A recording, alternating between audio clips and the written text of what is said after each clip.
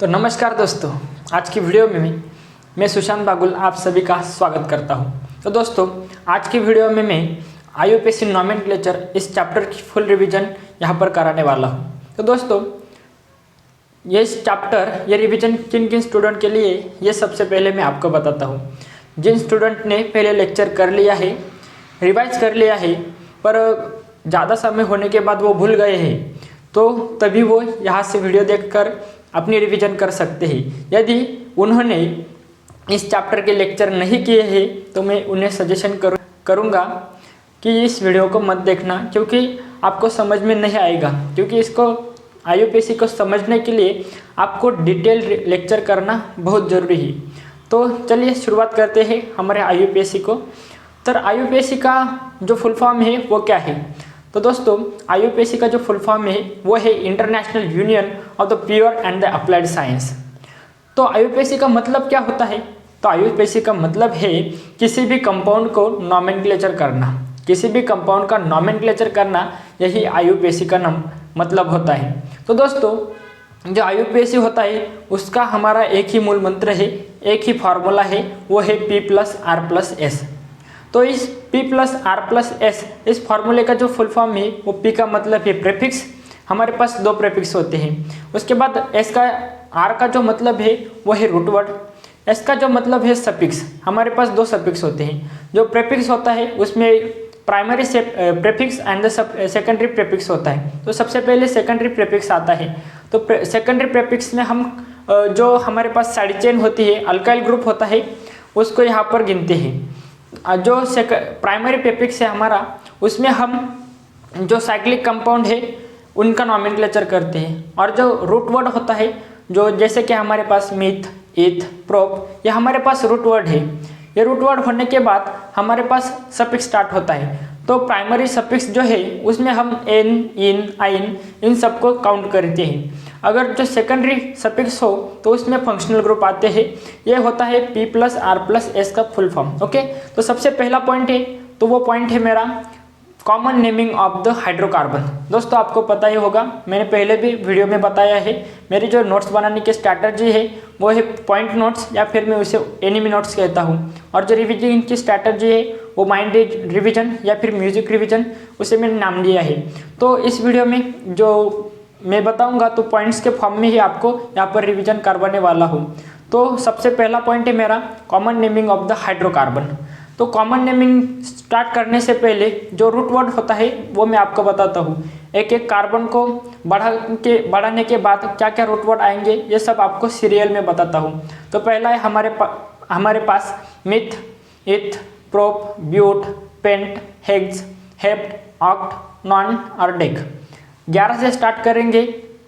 अनडेक, dodec, tridec, tetradec, pentadec, hexdec, heptdec, octdec, non dec और the 20 को नाम होता है ए आइकॉस या फिर आइकॉस।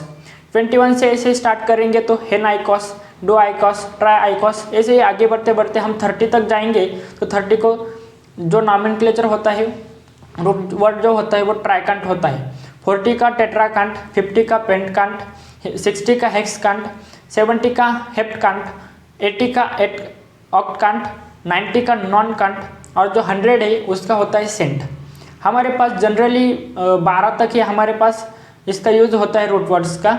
अगर इन केस आ जाए तो आपको पता होना चाहिए, इसलिए मैंने बताया। जैसे कि हम 1 2 काउंट करते हैं, वैसे ही इसके पास हमारे पास डू, ट्राई, टेट्रा ऐसे वर्ड यूज़ करते जाना है, अगर इनकेस भूल गए तो। इसके बाद जो सेकंड पॉइंट आता है इसमें, तो वो पॉइंट है प्रीफिक्स। तो आपको पता है हम नॉमेनक्लेचर जब करते हैं तो मेन चेन का सिलेक्शन करते हैं। तो कुछ ऐसे भी चेन होते हैं जो मेन चेन में सिलेक्ट नहीं होते, या फिर ऐसे कुछ फंक्शनल ग्रुप होते हैं जो मेन चेन में सिलेक्ट नहीं होते। तो जो मेन चेन, साइड चेन और फंक्शनल ग्रुप मेन चेन में सिलेक्ट नहीं होते, उसी का हम नॉमेनक्लेचर करते हैं। तो दोस्तों, उसी का हम प्रीफिक्स लिखते हैं और उसी का हमें नॉमेनक्लेचर करना होता है। तो सबसे पहले हम स्टार्ट करते हैं नॉमेनक्लेचर ऑफ द प्रीफिक्स। उसमें हम अल्केन को देखेंगे। तो आपको पता ही होगा, हम ऑर्गेनिक केमिस्ट्री का स्टडी कर रहे हैं, मतलब हम किसका स्टडी कर रहे हैं? कार्बन का स्टडी कर रहे हैं। तो कार्बन जो होता है वो 4 कोवैलेंट बॉन्ड बनता है।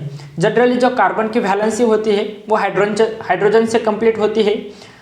अगर उस जो कार्बन हमारा साइड चेन में लगा है उसने मेन चेन के साथ बॉन्ड बनाया है, मतलब उसने एक हाइड्रोजन लॉस कर दिया है, उसने एक मोनोवैलेंट रेडिकल बनाया है, तो एक हाइड्रोजन निकालने के बाद उसका क्या नाम होगा उसी को हम यहाँ पर देखने वाले हैं। तो जैसे दोस्तों हम देखते हैं जो अल्केन का जनरल फार्मूला होता है वो होता है CnH2n+2। उससे अगर एक हाइड्रोजन निकालेंगे तो हमारे पास जो सफिक्स लगेगा लास्ट में YL लगेगा, अल्काइल हमारा सफिक्स हो जाएगा, अल्केन का अल्काइल होगा। अगर इसके एग्जाम्पल देखो, मोनोवैलेंट रेडिकल कहते हैं, एक हाइड्रोजन निकालने को हम मोनोवैलेंट रेडिकल कहते हैं। ओके, तो हम मीथेन का मिथाइल हो जाएगा, इथेन का इथाइल हो जाएगा, प्रोपेन का प्रोपाइल हो जाएगा। पर प्रोपाइल में दो कंडीशन आती है हमारे पास, अगर 1 डिग्री कार्बन से हम हाइड्रोजन निकाले तो प्रोपाइल हो जाएगा, अगर 2 डिग्री कार्बन से निकाले ये तो टर्मिनल कार्बन होगा, उसके ऊपर 2 मिथाइल ग्रुप आ जाएगी।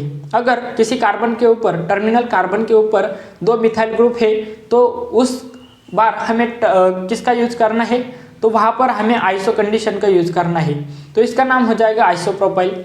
अगर ब्यूटेन की केस देखते हैं, 1 डिग्री कार्बन से अगर हाइड्रोजन निकालेंगे तो उसे ब्यूटाइल कहेंगे। अगर हमारे पास अगर सेकेंडरी कार्बन से 2 डिग्री कार्बन से हम हाइड्रोजन निकाले तो वहाँ पर सेकेंडरी वर्ड यूज होगा, सेकेंडरी ब्यूटाइल। क्यों? क्योंकि उस हाइड्रोजन पे, उस कार्बन पे हमारे पास एक साइड मिथाइल ग्रुप है और एक साइड जो है हमारा पास वो है हमारे पास इथाइल ग्रुप। तो सेकेंडरी वर्ड कब यूज होगा ये आपको बताता हूँ। अगर टर्मिनल कार्बन पे एक साइड हमारे पास अगर मिथाइल ग्रुप हो और दूसरे साइड मिथाइल ग्रुप को छोड़कर कौन सा भी ग्रुप हो तो उस केस में हम सेकेंडरी वर्ड का यूज करेंगे। ऐसे ही अगर हमारे पास आइसोब्यूटेन हो, आइसो का मतलब क्या है, टर्मिनल कार्बन पे 2 मिथाइल ग्रुप, इसको हम आइसो कंडीशन कहते हैं। अगर हमारे पास आइसोब्यूटेन है तो आइसोब्यूटेन से अगर एक हाइड्रोजन निकालेंगे तो वहाँ पर टर्चरी ब्यूटाइल हमारे पास नॉमेनक्लेचर हो जाएगा। क्यों टर्चरी? क्योंकि वो 3 डिग्री कार्बन से हमने हाइड्रोजन निकाला है तो टर्चरी नाम होगा। ओके, इसके बाद हम पेंटेन की तरफ जाते हैं। तो पेंटेन से अगर 1 डिग्री कार्बन से हाइड्रोजन निकालेंगे तो वो पेंटाइल हो जाएगा, 2 डिग्री कार्बन से निकालेंगे वो तो सेकेंडरी पेंटाइल हो जाएगा। अगर 3rd नंबर का जो 2 डिग्री कार्बन है उससे निकालेंगे तो उसका कोई नॉमेनक्लेचर नहीं रहता। इसके बाद अगर आइसोपेंटेन से निकालते हैं तो वो हमारा आइसोपेंटाइल हो जाएगा, नियोपेंटेन से निकालते हैं तो हमारे पास नियोपेंटाइल हो जाएगा। तो नियो कंडीशन कब आती है उसको भी आपको बताता हूँ। नियो कंडीशन तब आती है जब टर्मिनल कार्बन पे सभी जो 4 वैलेंसी है वो मिथाइल से कंप्लीट हो, तो उसे हम क्या कहते हैं, नियो कंडीशन कहते हैं। यहाँ पर हमने अल्केन का नॉमेनक्लेचर देख लिया। उसके बाद अगर किसी अल्केन से अगर 2 हाइड्रोजन निकालेंगे, बायवैलेंट रेडिकल अगर बनाएंगे तो उसका नॉमेनक्लेचर क्या होगा वो हम देखते हैं।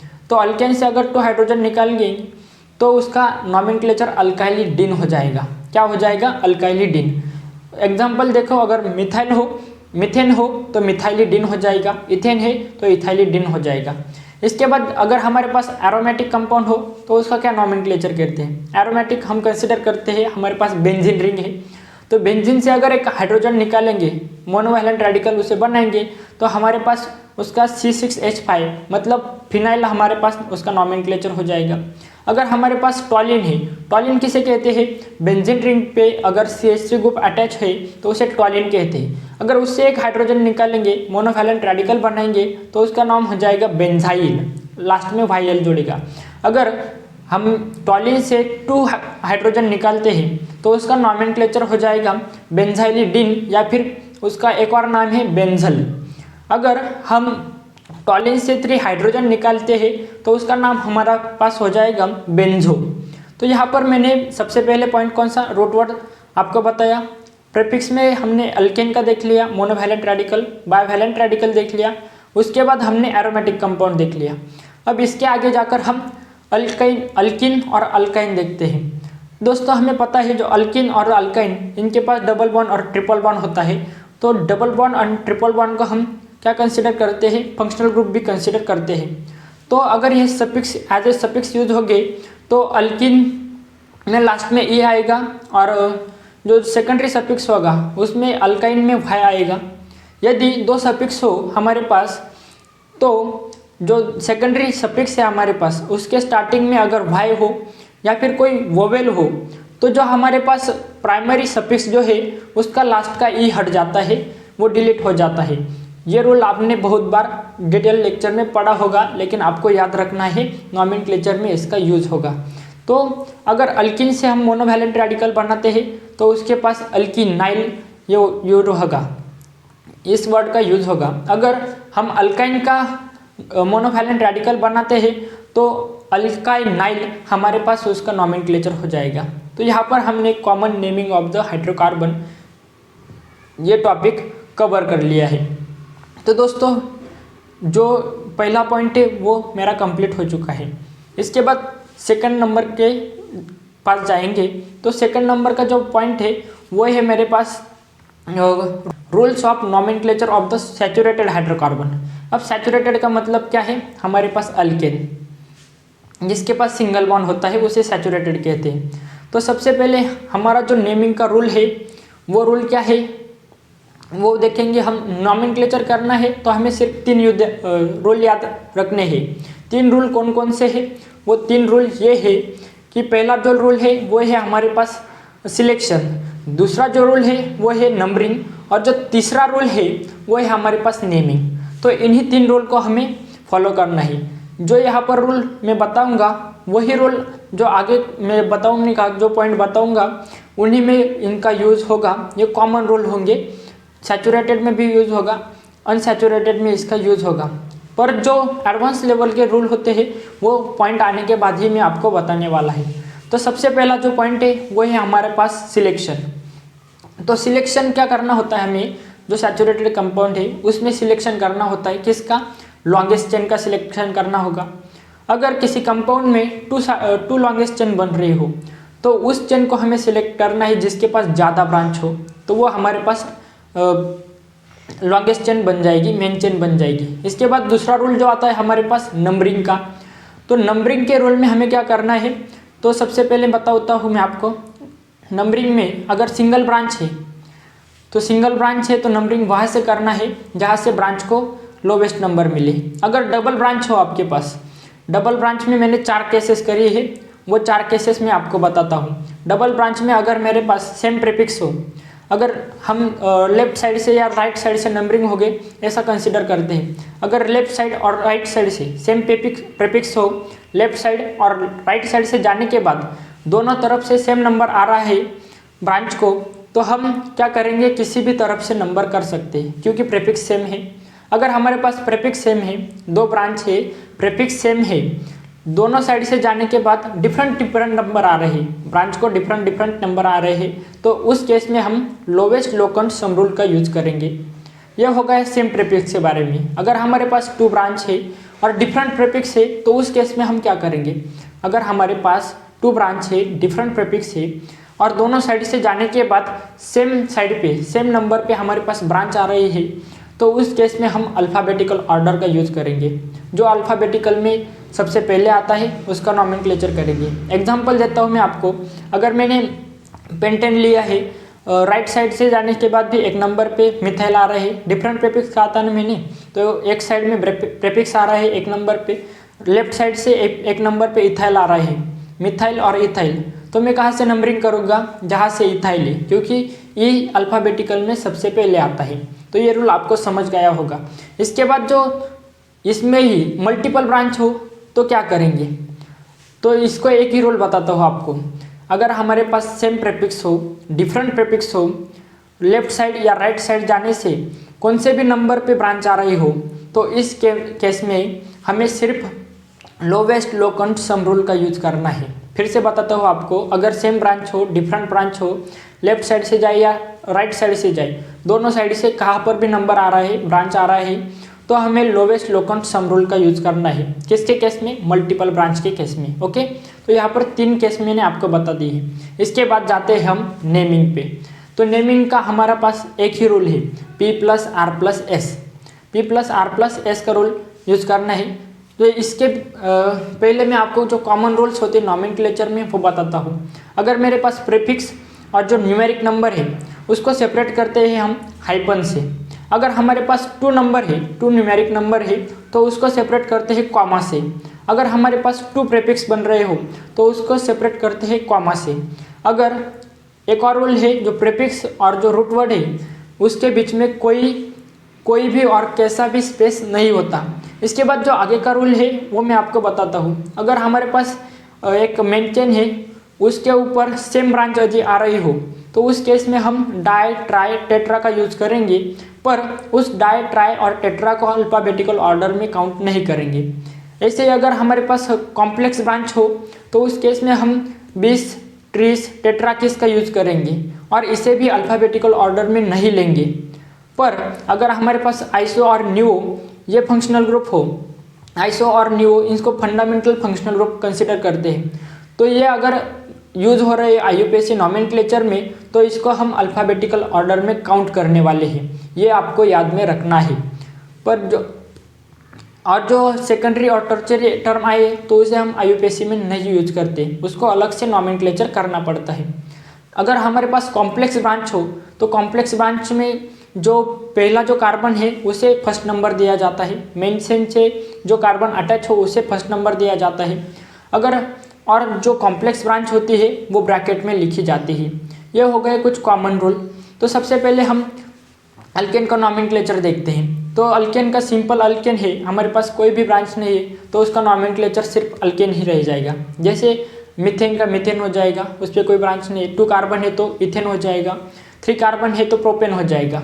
इसके बाद अगर हमारे पास किसी कंपाउंड के पास ब्रांच प्रेजेंट हो तो उसका नॉमेनक्लेचर क्या आएगा।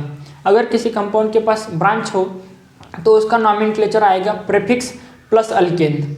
जो ब्रांच लगी है, हमने कहा था जो साइड चेन लगती है उसी का हम प्रीफिक्स यूज करते हैं, तो उसका नॉमेनक्लेचर प्रीफिक्स प्लस अल्केन। अगर हमारे पास कॉम्प्लेक्स ब्रांच हो तो उसका नॉमेनक्लेचर क्या होगा, तो कॉम्प्लेक्स ब्रांच का नॉमेनक्लेचर जो होगा वो होगा प्रीफिक्स प्लस अल्काइल, ये ब्रैकेट में होगा, और प्लस अल्केन ब्रैकेट के बाहर होगा, क्योंकि कॉम्प्लेक्स ब्रांच को हम ब्रैकेट में लिखते हैं। ये होगा ये हमारे nomenclature of the rules of nomenclature of the saturated hydrocarbon. Okay, alkane का देख लिया। अब अल्किन और अल्काइन के पास जाते हैं। थर्ड पॉइंट जो है मेरा rules of nomenclature of the unsaturated hydrocarbon. Unsaturated में हमारे पास कौन आता है, अल्किन और द अल्काइन। तो नॉमेनक्लेचर का 3 रूल है, कौन कौन से। पहला रूल है सिलेक्शन, दूसरा रूल है नंबरिंग, तीसरा रूल है नेमिंग। तो सिलेक्शन करते हैं हम। तो सिलेक्शन में जो हमारे पास अल्किन और अल्काइन में अनसैचुरेटेड कंपाउंड है तो उसमें हमें सिलेक्शन की ऑर्डर पता होनी चाहिए।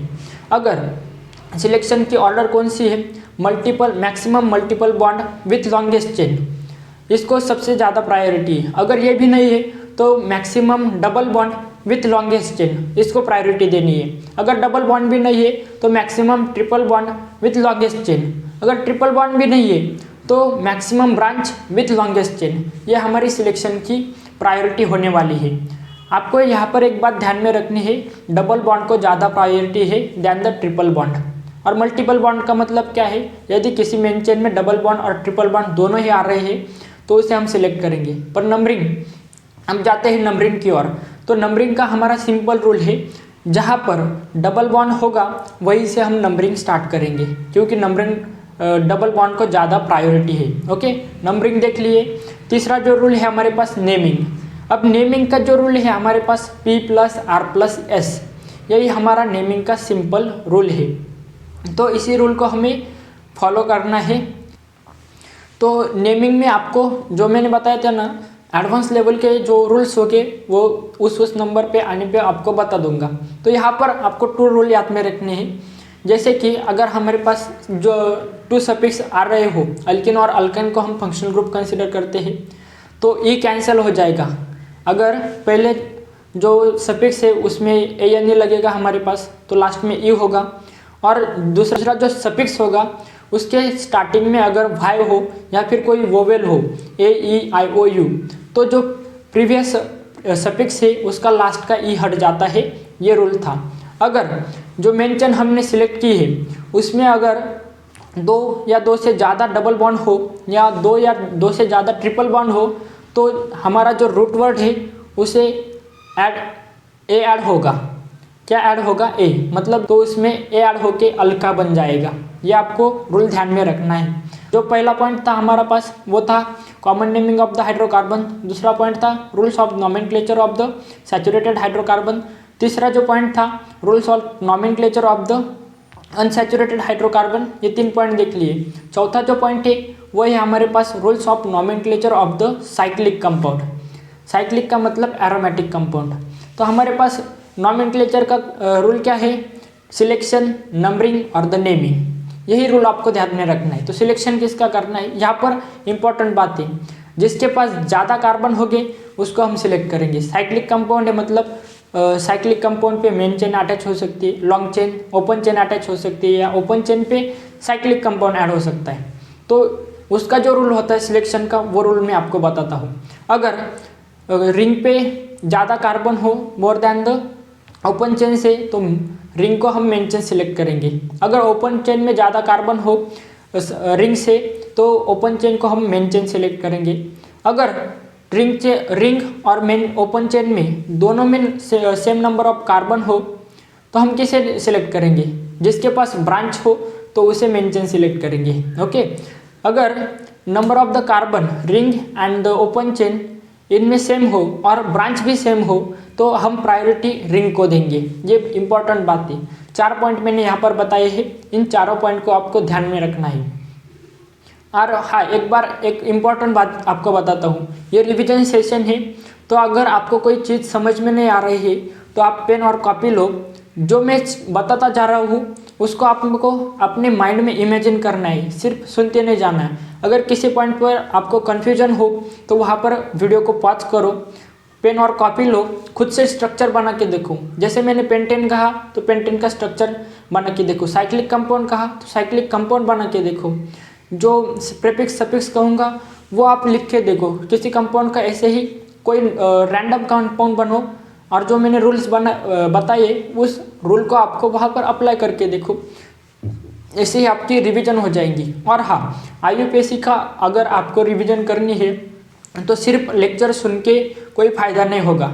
जब तक आप क्वेश्चन सॉल्व नहीं करते तब तक आपको IUPAC का कोई भी फ़ायदा नहीं होने वाला, वो आपको समझ में नहीं आएगा। क्योंकि रूल्स को अप्लाई जब करोगे तभी आपकी अच्छी रिवीजन होगी। और हाँ, एक बात आपको बता देता हूँ, अगर आप नीट के स्टूडेंट हो और एक्चुअल में एग्ज़ाम क्रैक करना चाहते हो तो बिना PYQ सॉल्व किए हुए एग्ज़ाम में बैठना ही मत। टेस्ट देने के बाद पहले तो रिवीजन मैंडेटरी है, रिवीजन नहीं करोगे तो आप क्वेश्चन सॉल्व ही नहीं कर पाओगे।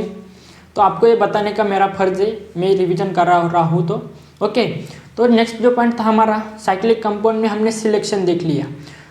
तो सिलेक्शन के बाद हमारे पास जो सेकंड पॉइंट होता है नंबरिंग। तो नंबरिंग कहाँ से करेंगे, अगर ब्रांच जहाँ पर ब्रांच को लोवेस्ट नंबर मिलेगा वहाँ पर से हमें नंबरिंग करनी है। ओके, तीसरा जो पॉइंट है नेमिंग। नेमिंग का हमारे पास सिंपल रूल क्या है, P+R+S। इसी रूल को हमें फॉलो करना है। पर यहाँ पर नेमिंग का और एक इम्पॉर्टेंट पार्ट बता देता हूँ। अगर आपके पास रिंग अगर मेन चेन है तो आपके पास जो नॉमेनक्लेचर हो जाएगा प्रीफिक्स प्लस साइक्लोअल्केन, ये आपका नॉमेनक्लेचर हो जाएगा। अगर आपके पास ओपन चेन मेन चेन है तो प्रीफिक्स प्लस साइक्लोअल्काइल अल्केन, ये आपका नॉमेनक्लेचर हो जाएगा। मतलब जो डिटेल का P+R+S को फॉलो करके जो कॉमन नेम बनता है उसको मैंने आपको बताया। अगर इस नाम को यदि आप याद में रखते हो तो आपको और सिंप्लीफाई हो जाएगा। पर अगर ये याद नहीं रहता तो आपको P+R+S का रूल फॉलो करना है। मैंने सिर्फ आपको प्रीफिक्स को पुट करने के लिए जगह छोड़ी है। जो आप प्रीफिक्स दिखेगा, ब्रांच जो दिखेगी, उसका नाम इस डायरेक्ट प्रीफिक्स प्लस साइक्लोअल्केन में पुट कर देना, डायरेक्ट आपका नॉमेनक्लेचर हो जाएगा। तो ये बात मैंने आपको बता दी है साइक्लिक कंपाउंड का नॉमेनक्लेचर कैसा होता है। अगर एक बार आपको और बता देता हूँ जो मेन रूल है, अगर डबल बॉन्ड और ट्रिपल बॉन्ड को हम क्या करते हैं, फंक्शनल ग्रुप कंसिडर करते हैं। अगर रिंग के पास ज़्यादा कार्बन हो और ओपन चेन के पास कम कार्बन हो तो हम रिंग को मेन चेन कंसिडर करेंगे। पर अगर ओपन चेन के पास कम कार्बन है पर उसके पास फंक्शनल ग्रुप है, मतलब क्या, डबल बॉन्ड हो या ट्रिपल बॉन्ड, तो हम मेन चेन किसको सिलेक्ट करेंगे, ओपन चेन को सिलेक्ट करेंगे। ये आपको बात ध्यान में रखनी है। एक और मैंने जो PYQ से एनालाइज किया है वो आपको बताता हूँ। डबल बॉन्ड को ट्रिपल बॉन्ड से ज़्यादा प्रायोरिटी है, पर अगर दोनों सेम नंबर पे नहीं हो, एक डबल बॉन्ड 3 नंबर पे आ रहा हो और ट्रिपल बॉन्ड जो 2 नंबर पे आ रहा हो, तो आपको ट्रिपल बॉन्ड को प्रायोरिटी देनी है, क्योंकि हम क्या करते हैं, लोवेस्ट लोकल सम रूल का अप्लाई करते हैं, तो वो ब्रांच के रूप में कंसिडर होंगे।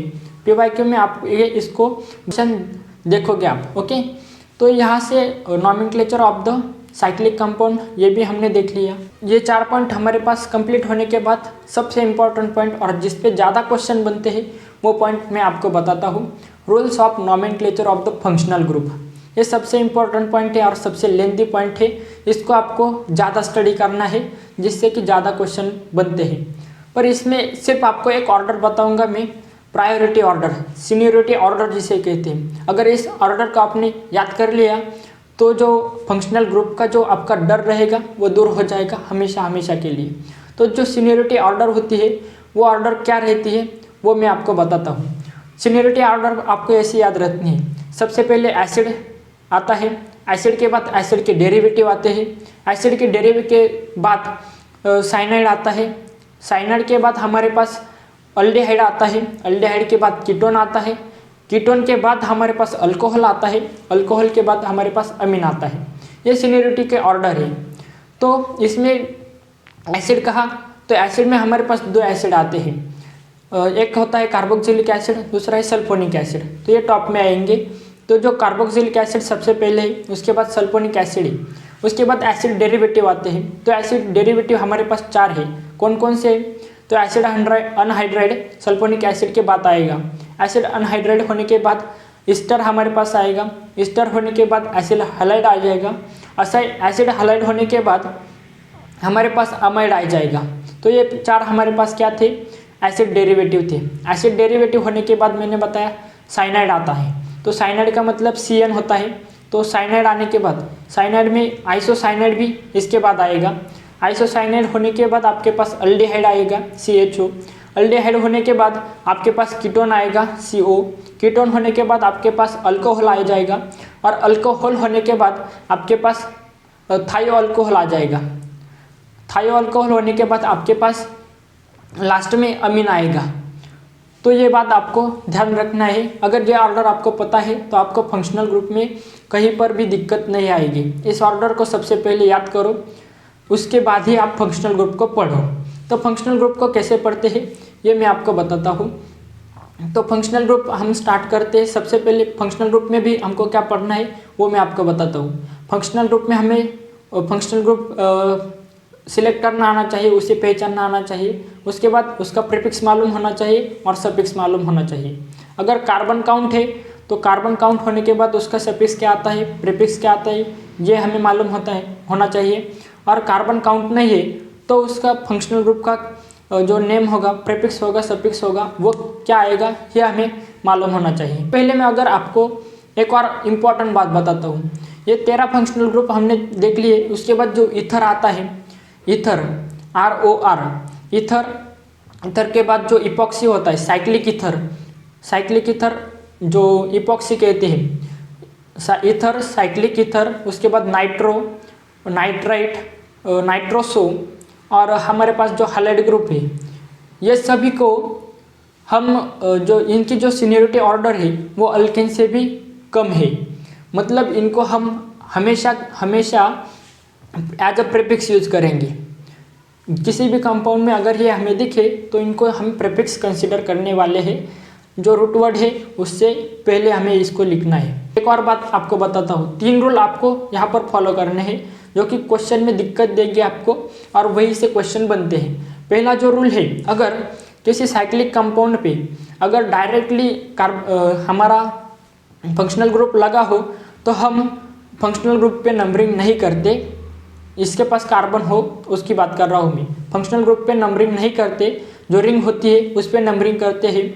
और जो कार्बोक्सिलिक एसिड होता है, जो सफिक्स होता है, उसका कार्बन ना काउंट होने के बाद क्या सफिक्स आता है उसका नॉमेनक्लेचर लिखते हैं। अगर किसी कंपाउंड में एक से ज़्यादा हमारे पास फंक्शनल ग्रुप है लेकिन कुछ मेन चेन में आ पा रहे हैं पर कुछ छूट जा रहे हैं, तो इस केस में हम किसी को नंबरिंग नहीं करेंगे। जो हमारे पास मेन चेन होगी वो अलग सी चेन होगी, जिसमें ज़्यादा कार्बन होगी वो मेन चेन होगी।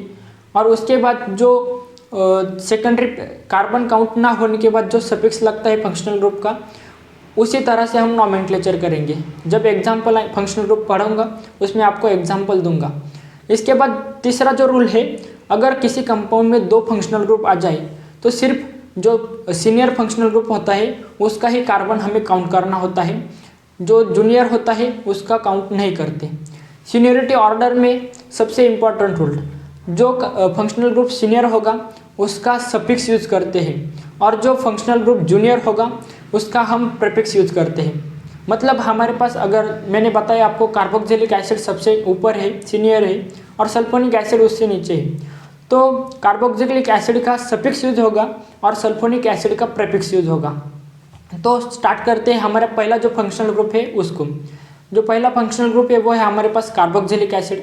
कार्बोक्सिलिक एसिड का COOH ये हमारे पास उसका स्ट्रक्चर है।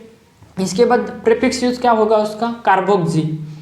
अगर सफिक्स यूज करें, अगर कार्बन काउंट हो तो उसका सफिक्स होता है ओइक एसिड मेन चेन में। अगर फंक्शनल ग्रुप का कार्बन काउंट ना हो तो उसे carboxylic acid as a suffix use करते हैं। तो nomenclature of the carboxylic acid देखेंगे। नॉमेनक्लेचर का रोल क्या है हमारे पास, सिलेक्शन, सिलेक्शन के बाद क्या होता है नंबरिंग, नंबरिंग के बाद हमारे पास आती है नेमिंग। तो सिलेक्शन कैसे करना है, फंक्शनल ग्रुप को प्रायोरिटी दी, फंक्शनल ग्रुप जहाँ पे होगा उसको सिलेक्शन करना है। मतलब सिलेक्शन में क्या आएगा, जो फंक्शनल ग्रुप पहचानना होगा वही आपका सिलेक्शन होगा। नंबरिंग कहाँ से करनी होगी, जहाँ पर फंक्शनल ग्रुप होगा वही से हमें अल्काइल ग्रुप की तरफ नंबरिंग करना होता है। उसके बाद नेमिंग का रोल क्या है हमारे पास, P+R+S।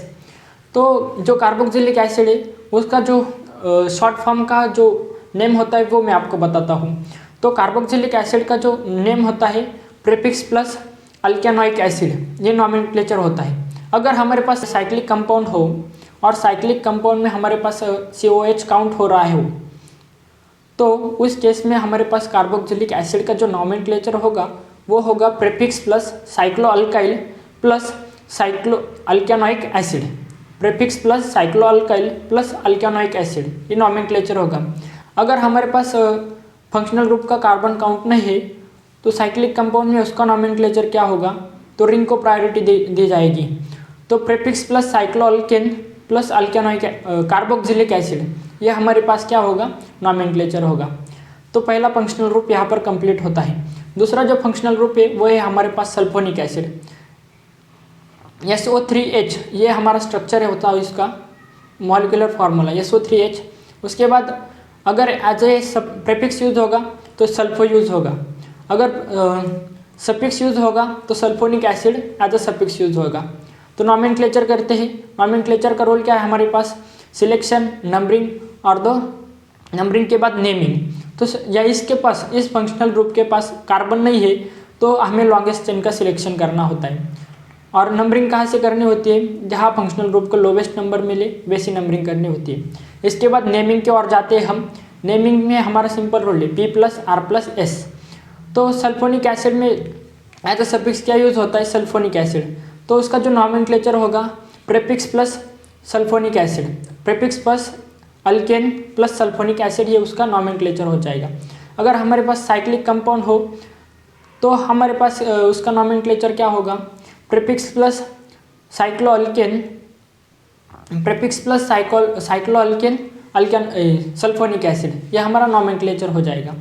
उसके बाद हम नेक्स्ट कंपाउंड पे जाते, नेक्स्ट फंक्शनल ग्रुप पे जाते हैं एसिड डेरिवेटिव में।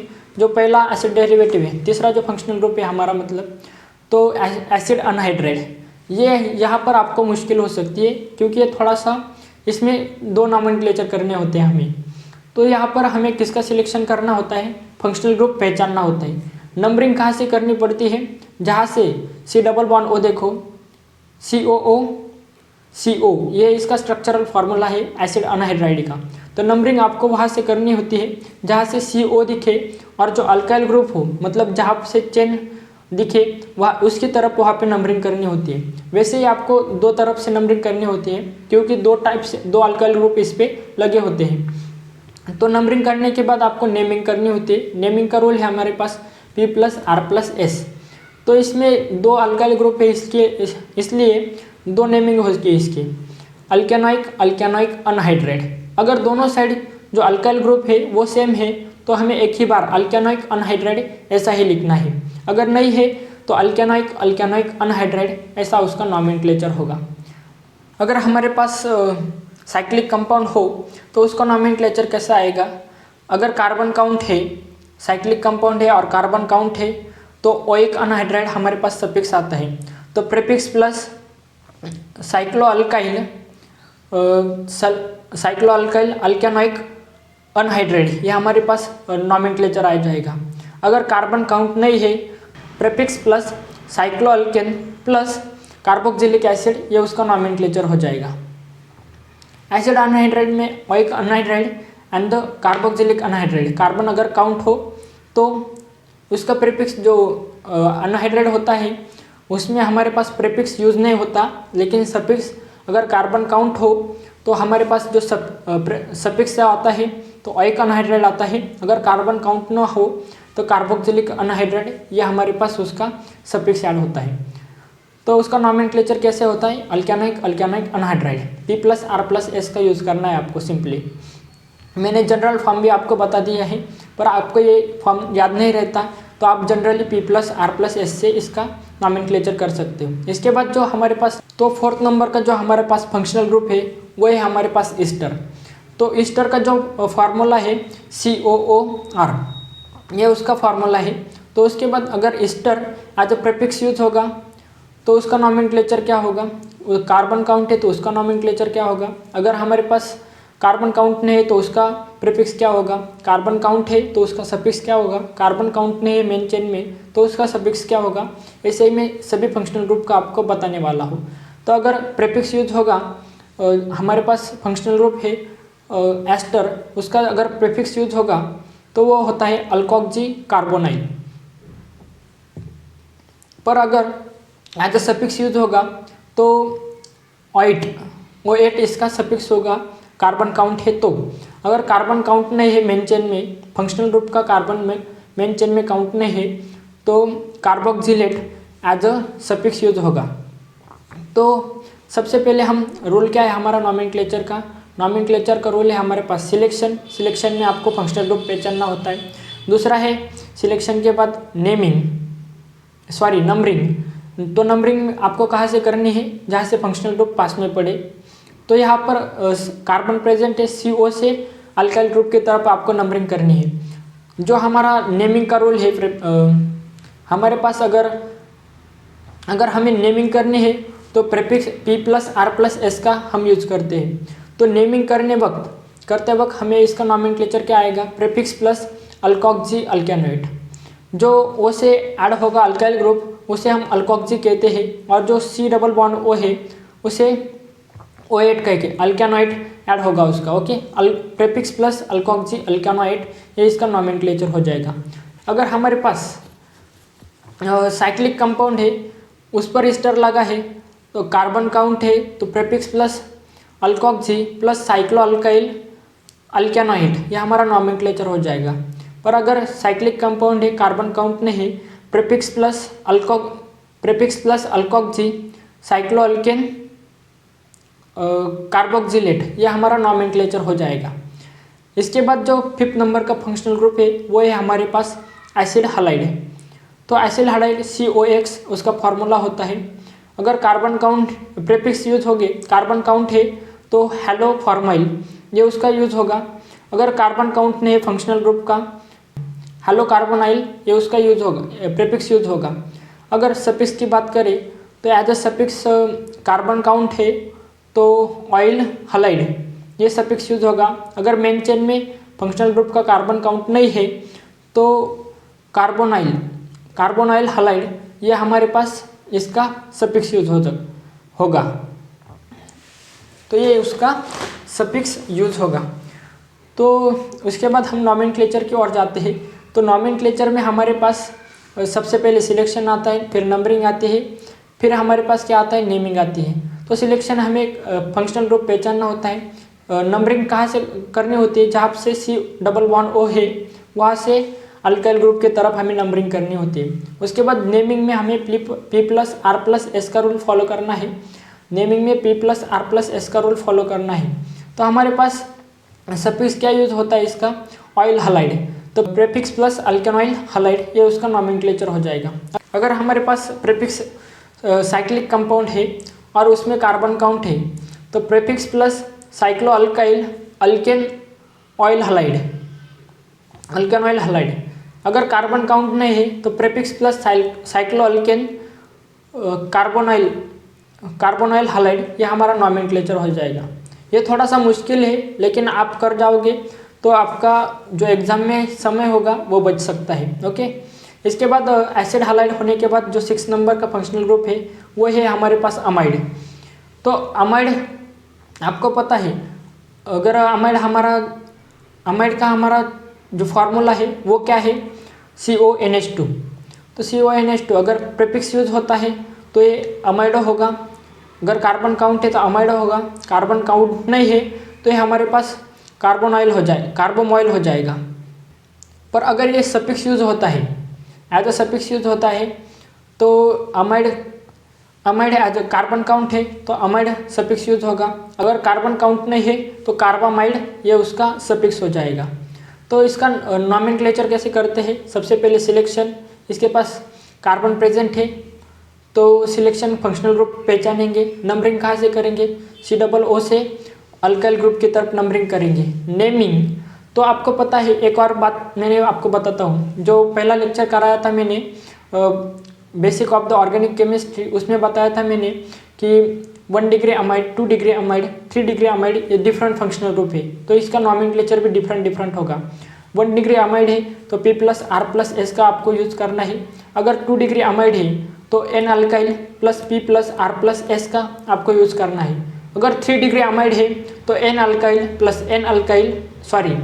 Alkyl comma L alkyl plus prefix P+R+S का आपको यूज करना है। तो ये N अल्काइल क्या है, जो नाइट्रोजन से जो अल्काइल ग्रुप अटैच होगा उसका नॉमेनक्लेचर होगा। तो ये हो गया हमारे पास नॉमेनक्लेचर ऑफ द अमाइड। तो इसके बाद हमारे पास जो 7 नंबर का फंक्शनल ग्रुप आता है वो है हमारे पास साइनाइड। तो साइनाइड हमारा क्या होता है, CN होता है, एज अ प्रीफिक्स यूज होगा तो साइनो यूज होगा, एज अ सफिक्स यूज होगा तो नाइट्राइल यूज होगा। तो इसमें सिलेक्शन किसका करना होता है, फंक्शनल ग्रुप पहचानना होता है। नंबरिंग कहाँ से करनी होती है इसमें, तो जहाँ से फंक्शनल ग्रुप पास पड़े वहाँ से नंबरिंग करना होता है। तो नेमिंग का रूल क्या है, P+R+S, इस रूल को आपको अप्लाई करना है। इसके बाद ये सिंपल फंक्शनल ग्रुप है। इसके बाद 8 नंबर का जो फंक्शनल ग्रुप है वो है हमारे पास आइसोनाइट्राइल। आइसोनाइट्राइल का मतलब NC। तो यहाँ पर आपको प्रीफिक्स यूज होगा तो आइसोसाइनो ये आपका प्रीफिक्स यूज होगा, अगर ये एज अ सफिक्स यूज होगा तो आइसोनाइट्राइल एज अ सफिक्स यूज होगा। सिलेक्शन, नंबरिंग और नेमिंग में सेम रूल अप्लाई करने हैं आपको, जैसे कि मैंने अल्केन के लिए बताए थे। लॉन्गेस्ट चेन का सिलेक्शन करना है, उसके बाद नंबरिंग फंक्शनल ग्रुप को लोवेस्ट नंबर और P+R+S का आपको यूज करना है। यहाँ पर हमारे 8 फंक्शनल ग्रुप कंप्लीट हो जाते हैं। उसके बाद हमारा जो 9वां फंक्शनल ग्रुप है वो है अल्डिहाइड। अल्डिहाइड CHO उसका फार्मूला है, अगर एज अ प्रीफिक्स यूज होता है तो फॉर्माइल, अगर कार्बन काउंट है तो फॉर्माइल, अगर कार्बन काउंट नहीं है तो ये हमारे पास कार्बोनाइल हो जाएगा। पर अगर एज अ सफिक्स यूज करते हैं तो ये AL, अगर कार्बन काउंट है तो AL लगेगा, अगर कार्बन काउंट नहीं है तो कार्बल्डिहाइड ये सफिक्स लगेगा। ओके, तो इसके बाद नॉमेनक्लेचर का क्या रूल है, वही रूल है हमारे पास, सिलेक्शन करना है। इसके पास कार्बन प्रेजेंट है मतलब फंक्शनल ग्रुप हमें पहचानना है। नंबरिंग कहाँ से करनी है, CO से अल्काइल की तरफ। तो नेमिंग कैसे करनी है आपको, P+R+S से हमको नेमिंग करनी है। इसके बाद हमारे पास जो 10वां फंक्शनल ग्रुप आता है वो है हमारे पास कीटोन। कीटोन कैसा होता है, CO, अगर एज अ प्रीफिक्स यूज होगा ऑक्सो या कीटो का यूज होगा, और एज अ सफिक्स यूज होगा तो वो होगा ONE as a suffix use होगा। और आपको पता है कार्बन से हमारे पास ऑक्सीजन अटैच होगा, मतलब इसका कार्बन ऑलवेज नंबरिंग में काउंट होगा। इसके बाद अगर नेमिंग इसका वही रूल है, सिलेक्शन, नंबरिंग और द नेमिंग। नेमिंग में P+R+S का रूल अप्लाई करना है। यहाँ पर 10 फंक्शनल ग्रुप हमारे कंप्लीट हो जाते हैं। जो 11th नंबर जो फंक्शनल ग्रुप है वो है हमारे पास अल्कोहल। तो अल्कोहल क्या होता है, OH अल्कोहल होता है। एज अ प्रीफिक्स यूज होगा अल्कोहल, तो अल्कोहल तो हाइड्रोक्सी यूज होगा। अगर एज अ सफिक्स यूज होगा तो OL लगेगा। तो नंबरिंग, सिलेक्शन, नंबरिंग और द सिलेक्शन में सेम रूल है इसके भी। इसके बाद हमारे पास अल्कोहल होने के बाद थायो अल्कोहल आता है, SH। अल्कोहल में क्या होता है, OH होता है, तो थायो कब यूज होता है, अगर उस ऑक्सीजन को हम सल्फर से रिप्लेस करेंगे तो हमारे पास थायो अल्कोहल हो जाएगा। तो थायो अल्कोहल में SH होता है, तो एज अ प्रीफिक्स यूज होगा तो थायो हाइड्रोक्सी होगा। अगर एज सफिक्स यूज होगा तो वो होगा थायोल। ओके, यहाँ पर हमारे 12 फंक्शनल ग्रुप कंप्लीट हो जाते हैं। इसके पास हम 13वां जो फंक्शनल ग्रुप है वो है हमारे पास अमाइन। तो अमाइन में हमारे पास अमाइन का फॉर्मूला कैसा होता है, NH2। As a prefix use होगा तो अमाइनो लगेगा, एज अ सफिक्स यूज होगा तो अमाइन लगेगा। तो इसमें सिलेक्शन, नंबरिंग और द नेमिंग के वही 3 फॉर्मूले हमारे पास। लॉन्गेस्ट चेन का सिलेक्शन करो, नंबरिंग ब्रांच को लोवेस्ट नंबर मिलना चाहिए, P+R+S का यूज करो। तो यहाँ पर 13 फंक्शनल ग्रुप हमारे कंप्लीट हो जाते हैं, जो कि जनरली हमें इस पर कोई क्वेश्चन पूछा जाता है। इसके बाद मैंने आपको स्टार्टिंग में एक पॉइंट बताया था, हमारे पास जो ईथर होता है, थायो ईथर, साइक्लिक ईथर जो होता है इसे इपॉक्सी कहते हैं। उसके बाद नाइट्रो, NO2 और नाइट्राइट, ONO, नाइट्रोसो, NO, और जो हमारे पास हमारे पास जो हालाइड है, हैलोजन, क्लोरीन, ब्रोमीन, अगर ये अटैच हो तो इसके अलावा प्रीफिक्स यूज करते हैं हम। तो हमारे पास ईथर को हम पढ़ते हैं, तो जो ईथर होगा उसका प्रीफिक्स जो यूज होगा वो अल्कोक्सी होगा। जो हमारे पास ईथर है, ईथर का जो नॉमेनक्लेचर होगा वो नॉमेनक्लेचर ऐसा होगा, अल्कोक्सी इसका प्रीफिक्स यूज होगा तो अल्कोक्सी अल्केन, ये उसका नॉमेनक्लेचर होगा।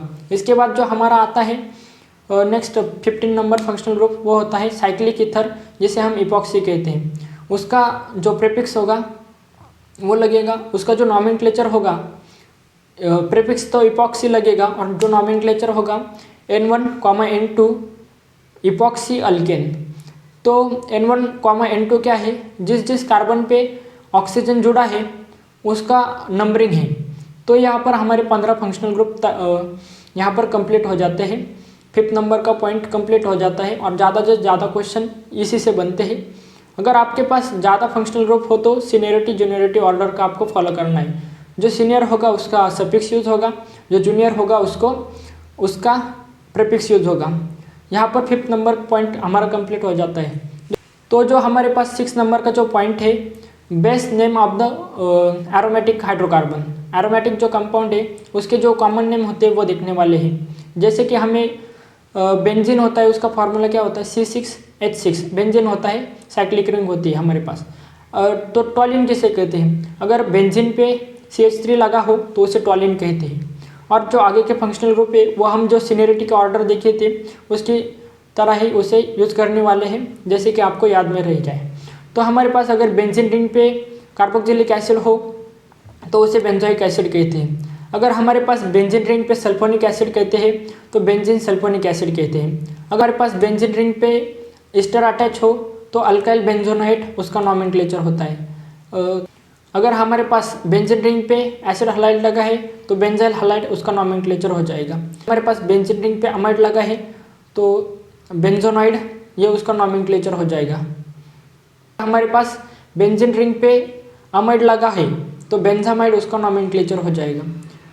उसके बाद अगर हमारे पास बेंजीन रिंग पे CN लगा है तो बेंजो नाइट्राइल उसका नॉमेनक्लेचर हो जाएगा।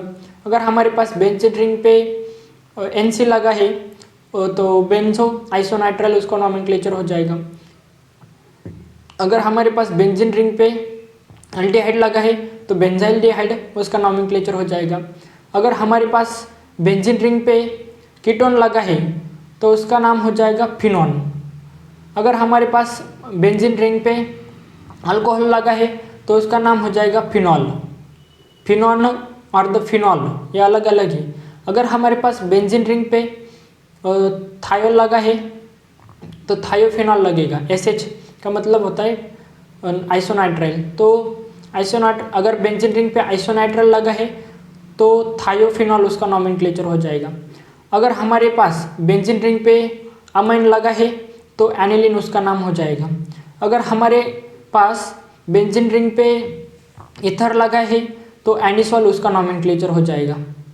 तो ये सभी नॉमेनक्लेचर हमने देख लिए। इसके बाद 7th नंबर का और लास्ट जो पॉइंट होता है नॉमेनक्लेचर ऑफ द बाईसाइक्लो और द स्पायरो कंपाउंड। तो बाईसाइक्लो किसे कहेंगे? अगर दो साइक्लिक रिंग एक दूसरे से अटैच हो तो उसे बाईसाइक्लो कहेंगे, उसमें 2 कार्बन कॉमन होनी चाहिए। अगर स्पायरो किसे कहते हैं? अगर 2 साइक्लिक रिंग अटैच हो लेकिन एक ही कार्बन उसमें अटैच हो, कॉमन हो, तो उसे स्पायरो कंपाउंड कहते हैं। तो बाईसाइक्लो की नेमिंग कैसे करते हैं वो देखते हैं हम। तो सिलेक्शन किसका करना होता है? यहाँ पर बड़ी रिंग का सिलेक्शन करना होता है। नंबरिंग कैसे करते हैं? जो हमारे पास ब्रिज हेड के कार्बन है वहाँ से बड़ी रिंग की तरफ नंबरिंग करते हैं। और नेमिंग कैसे करते हैं? तो बाईसाइक्लो ब्रैकेट में N1, N2, N3 अल्केन, ये उसका नॉमेनक्लेचर हो जाए। N1, N2, N3 है वो डिक्रीजिंग ऑर्डर में होगी, पहले बड़ा वाला नंबर उसके बाद छोटा वाला नंबर। पर N1, N2 और N3 क्या है वो मैं आपको बताता हूँ। जो N1 है वो बड़ी रिंग के कार्बन जो कार्बन काउंट हो गए वो ब्रिज हेड को छोड़कर वो कार्बन हो गए। N2 है तो स्मॉल रिंग के कार्बन ब्रिज हेड कार्बन को छोड़ के, और जो N3 है जो ब्रिज हेड के कार्बन है उनके बीच में कितने कार्बन आते हैं उनका नंबर। ब्रिज हेड का मतलब क्या है? जो कार्बन दोनों रिंग को जोड़ते हैं उससे ब्रिज हेड कार्बन कहते हैं। उसके बाद स्पायरो कंपाउंड का हम नॉमेनक्लेचर देखेंगे। स्पायरो कंपाउंड में सिर्फ एक कार्बन कॉमन होता है और इसका नॉमेनक्लेचर कैसे होता है? तो सिलेक्शन हमें छोटी रिंग का करना होता है। नंबरिंग हमें जो कॉमन कार्बन होता है उससे छोड़कर उससे आगे से करनी होती है। स्पायरो कंपाउंड में हमें नंबरिंग कहाँ से करनी होती है? जो ब्रिज हेड कार्बन है उससे लेकर बड़ी रिंग की तरफ नंबरिंग करना होता है। लेकिन स्पायरो कंपाउंड में कॉमन जो कार्बन होता है उसे छोड़कर छोटी रिंग से हमें नंबरिंग करनी होती है। और इसका नॉमेनक्लेचर क्या आएगा? स्पायरो ब्रैकेट में N1, N2 अल्केन। तो N1, N2 क्या है? N1 हमारा जो है वो है जो स्मॉल रिंग है उसके कार्बन कॉमन कार्बन को छोड़ के। N2 है जो बड़ी रिंग है उसके कार्बन जो हमारा कॉमन कार्बन है उसको छोड़कर। तो जो यहाँ पर स्पायरो कंपाउंड होगा उसकी जो ऑर्डर होगी वो इंक्रीज इन ऑर्डर होगी N1, N2 की। तो यहाँ पर मैंने पूरा IUPAC नॉमेनक्लेचर रिवाइज करवा दिया है। अगर ऐसी ही वीडियो आपको चाहिए तो चैनल को सब्सक्राइब जरूर करो। अगर आपके दोस्तों को ऐसी वीडियो की ज़रूरत है जिनको रिवीजन करनी है तो उनके लिए भी ये सेशन काफ़ी हेल्पफुल होने वाला है। तो आपको रिवीजन इस लेक्चर की कैसी करनी है वो एक और मैं बात बताता हूँ। अगर आपने रिवीजन करनी है तो पहले 1x स्पीड पे देखो, उसके बाद अगर आपको फिर से इसके बाद कहीं भी रिवीजन करने की ज़रूरत पड़े तो 2x पे देखो। मैं क्या तो वैसे ही रिवीजन आपको डेली करनी है। आपको पता है सिलेबस कवर तो हो जाता है लेकिन रिवीजन ना होने के बाद कई बच्चों का सिलेक्शन रुक जाता है, इसलिए मैंने ये सीरीज स्टार्ट की है। तो अगर आपको इसका बेनिफिट है तो चैनल को सब्सक्राइब कीजिए, आपके दोस्तों को भी शेयर कीजिए और आपकी नीट की जर्नी अच्छी हो, ऐसा ही मैं चाहूँगा। तो मिलते हैं अगली वीडियो में।